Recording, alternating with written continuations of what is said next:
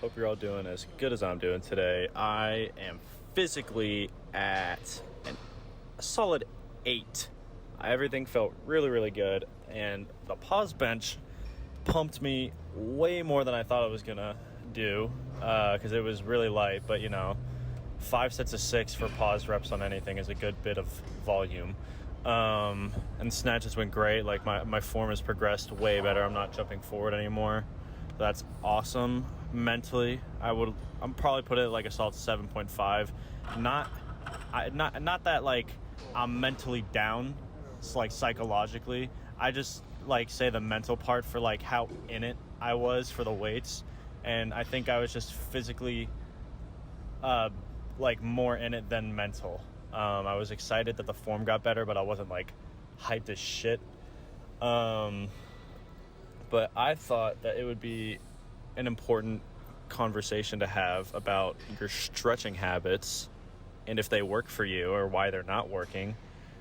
This is, I can only give you my biased side of it because I've found a way of stretching that makes it to where I always feel great and my joints and my hips and my everything always feel in tune with my body. And so the way I see it is if you're having pain, but you're still stretching consistently and like you're questioning on why you're still getting injured or why you still feel like shit in your joints and your just everything, your whatever. The way I view stretching is you can't just have it as like a basic side thing that makes you better. Kind of like cardio. Like I know a lot of people do cardio because like it's great to do cardio. I'll go walk in the morning, but it's kind of just like a side piece in my health and like my general health. And it doesn't help me a ton, but it makes me feel a little bit better, and the health benefits over time are very good. So I like doing them, but they're not making me lift a ton better. They just make me feel a little bit better. And so with stretching, I feel like a lot of people will just view it as like a side piece that is just like, it's not going to do a ton, but it helps in the long term, and it keeps you a little bit consistent. The way I prefer to view it is just as you would program any accessory in your lifts.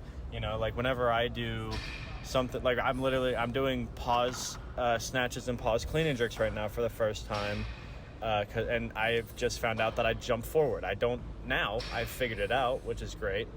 But I went into the accessory with a purpose and a desire to do better in an area that I lacked proper experience and strength in. And so I view stretching the same way. You shouldn't just do the basic shit that everybody does just because it seems like it would help you out a little bit.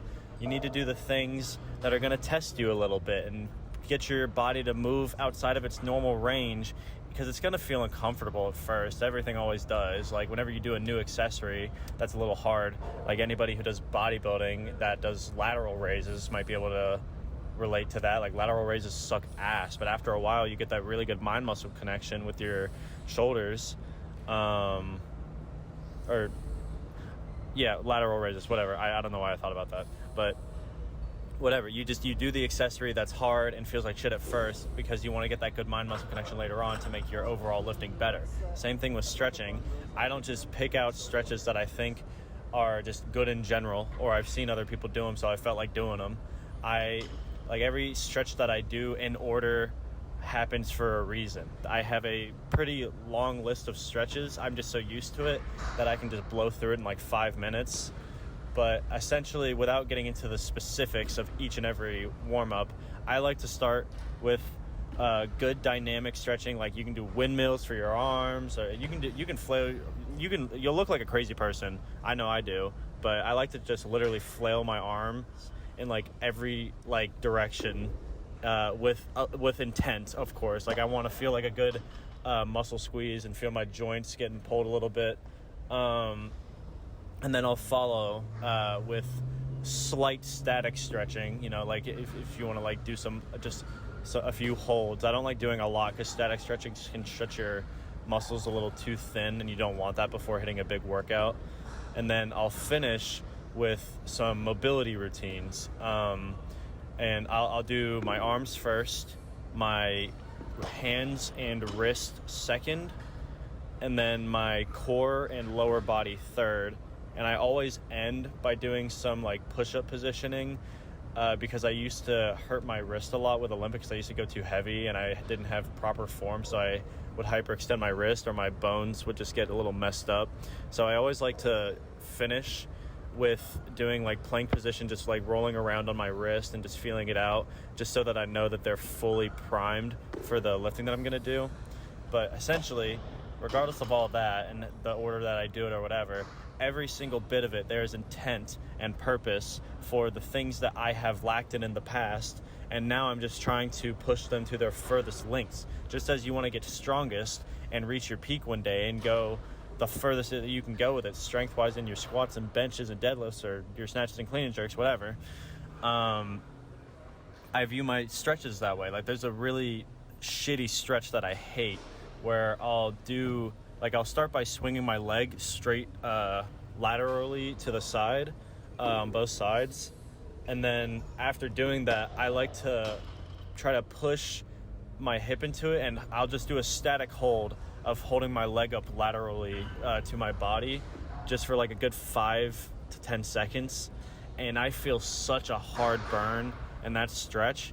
And even though I feel such a hard burn, and I've been doing that stretch for a couple months now, I still can't get my leg to go above like halfway, like in tune with my body. Like, I can get it like straight horizontally, but that's about it. And I know, like, I got a good friend of mine that can just whip that shit over his head like it's nothing. And I'm like, Jesus, it's just, the hip mobility is crazy. But, you know, it takes a long time because those muscles aren't touched on very often or very directly, because, you know, you can't just like touch on your abductors or adductors or whatever when you're doing a squat. You know, your whole body's working with it, so they're gonna get worked on a very minimal amount because they're small muscles, and weaker muscles because they're smaller. So doing those just body weight stretches makes it to where you can gain strength in those certain muscles without pushing too much weight or risking getting hurt.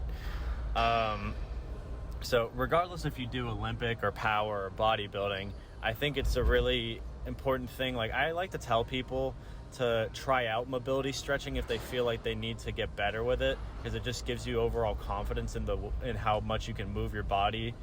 But you don't need to. You know, all the stretching, just like all the training you program, all your lifts have to be up to you and have to come from a purpose and a desire to make those weak points better. So regardless of people being like, oh, you have to do this or you'll never be your best. No, everybody starts somewhere. And like right now, even though I've been lifting for years, I am still just at my present point, and I will continue to get better.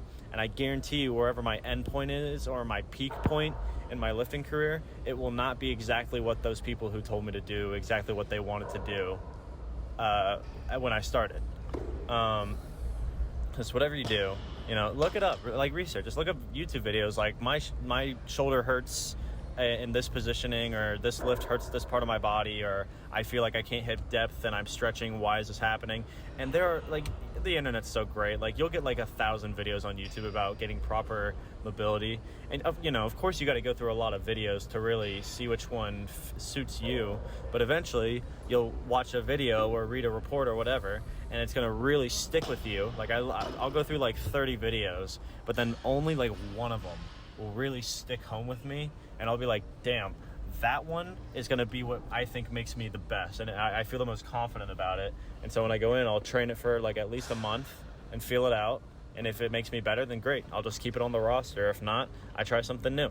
But regardless if it doesn't help exactly what you wanted, it still will make you a little bit more mobile over time. So, you know, put some trust in your body, try out some new stretches, and just make sure that there's like an actual intent with that stretch. You know, just don't whip the shit out of your arms around doing your windmills and think that you're good to do a bench PR.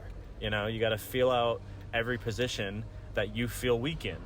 You know, like I'll do windmills, but on top of that, like sometimes I like to do ones where I just whip my arms straight up vertically in a swing motion, like not just like, I won't bend my arms at all. I'll like stiff arm, swing them straight up over my head until I feel my rear delt get pushed. because that makes me a lot more confident with pushing the bar behind my head when I do clean and jerk. Same thing with snatch. Like, you can literally just like push your arms out a little bit more than normal, and it'll be like doing it for like where I feel it in my shoulders for snatch. So, you know, Jesus Christ, I just hit the fuck out of the curb. Oh my God, that was embarrassing. What a way to end the video. Just have a good day. Do what you want to do. Have intent with your stretches, and it will probably get better. Bye.